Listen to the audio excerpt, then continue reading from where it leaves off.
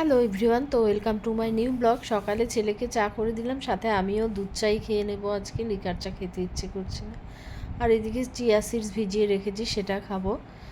এরপরে আজকে তো সকালে অ্যাকচুয়ালি ব্রেকফাস্টে দই চিড়ে এগুলোই খাওয়া হয়েছে, ব্রেকফাস্ট সেরকম কিছু করা হয়নি। এবার একটা মিক্স সবজি দুপুরের জন্য বসানো হয়ে গেছে, ওটা রান্না হচ্ছে। এরপরে এটা একটা চচ্চড়ি হবে, খারকোল পাতার ডাঁটা দিয়ে, আলু দিয়ে, পটল দিয়ে, অনেকটা করে পেঁয়াজ দিয়ে। চচ্চড়িটা কিন্তু খুব আমার ভীষণ প্রিয়। তো এটা একটা চচ্চড়ি, আর এই খারকোল পাতা বাটা, এটা বাটা হবে, হালকা করে একটু ভাপিয়ে নেওয়া হয়েছে। তারপরে কচু শাক হবে, কচু শাকটা সেদ্ধ করা হবে।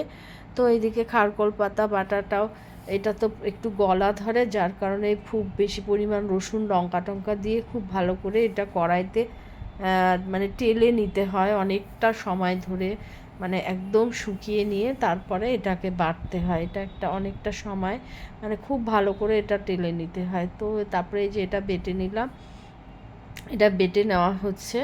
তো খারকোল পাতা বাটা রেডি। আমার এরকম খাবার ভীষণ ভাল লাগে। তো দুপুরের লাঞ্চ থালি নিয়ে আমি কিন্তু বসে গেছি। দেখো, একটা নিরামিষ তরকারি, মিক্স সবজি, তারপরে হয়েছে একটা মানে এটা পুঁই ডাঁটা কুমড়ো টুমড়ো দিয়ে, তারপরে এটা ওই চচ্চড়িটা ডাঁটা পটল পেঁয়াজ আলু দিয়ে একটা চচ্চড়ি।